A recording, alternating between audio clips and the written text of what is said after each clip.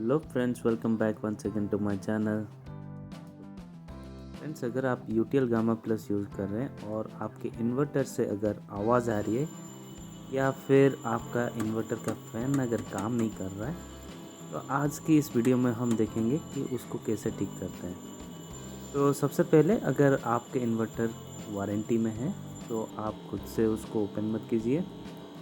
आप बेसिकली आप customer care के नंबर पे यूटीएल गामा प्लस का जो कस्टमर केयर है वहाँ पे आप कॉल कीजिए और कॉल करने के बाद वो अपने टेक्नीशियन भेजेंगे और आपका इन्वर्टर वो ठीक करेंगे और एल्स आपका वारंटी चला जाएगा।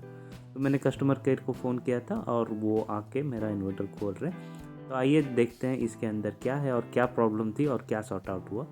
आज की इस वीडियो में हम लोग रिव्यू करने वाले हैं।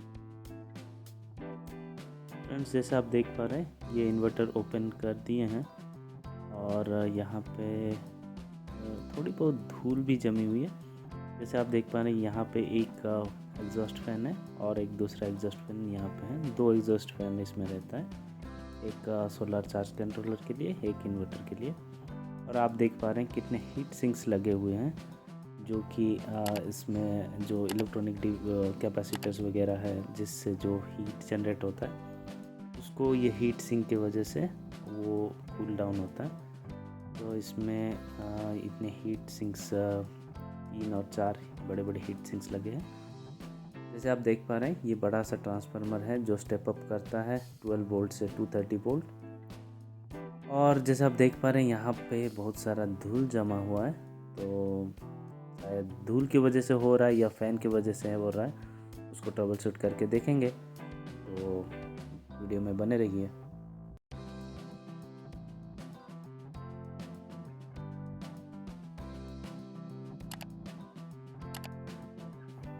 जैसे आप देख पा रहे हैं भाई साहब हमारे जितने भी धूल उसमें जमे हैं उसको एक ब्रश के द्वारा साफ़ कर रहे हैं। तो देखते हैं उसके बाद वो क्या करते हैं, जिससे हमारा वो फ़ैन का साउंड जो आ रहा था और एक फ़ैन धीरे मतलब उतना एफिशिएंट एग्जॉस्ट हवा एग्जॉस्ट नहीं कर रहा था। तो देखते हैं, वीडियो में बने रहिए कैसे वो सब ठीक करते हैं।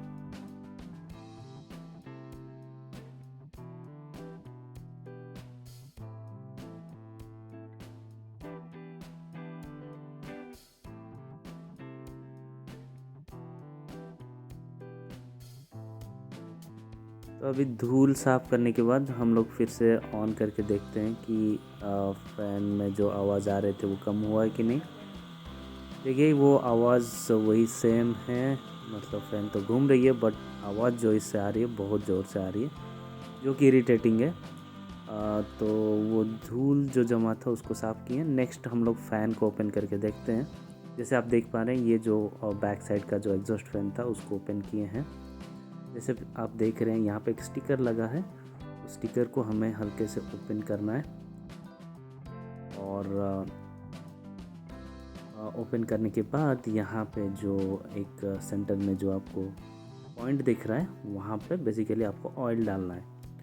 तो यहाँ पे आप अगर आपके पास सिलाई मशीन का ऑयल है तो उसको डाल सकते हैं, या मोबिल वगैरह है तो डाल सकते हैं। ध्यान रखिए कोकोनट ऑयल वगैरह मत डालिए क्योंकि सर्दी के दिन में वो जम जाता है। बेसिकली आपके पास अगर मोबिल है या सिलाई मशीन का ऑयल है तो उसको डालिए, उसमें 2-4 बूंद उसमें वो ऑयल डाल के आपको फिर से जैसा स्टिकर लगा था उसको वैसे वापस लगाना होगा। तो इसमें 3-4 ड्रॉप ऑयल डाल देते हैं। जैसे आप देख पा रहे हैं ऑयल डालने के बाद वो उसको पावर सप्लाई दिए हैं ताकि वो फ़ैन थोड़ा फ्री हो जाए। जो ऑयल जो हम लोग डाले थे वो थोड़ा अंदर उसके बेरिंग के अंदर जाके वो थोड़ा फ्री से मूवमेंट करे। उसके बाद हमें बेसिकली उसको बैक जैसे था वैसे ही उसको वो स्टिकर वापस लगाना होगा। तो आइए उसको लगा के देखते हैं।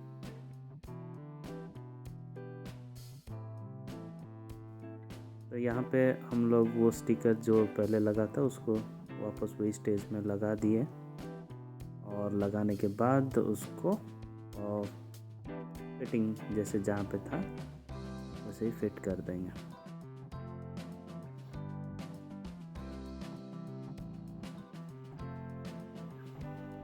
बेसिकली आप फिर से ऑन करके चेक कर सकते हैं, और ये जो फ़ैन है वो काफ़ी अच्छे से घूम रही है और साउंड भी नहीं आ रहा है। आशा करता हूँ आपको वीडियो यूज़फुल लगा होगा, तो वीडियो के लिए एक लाइक कर दीजिए एंड चैनल पे नए हैं तो सब्सक्राइब कर लीजिए। Thanks for watching.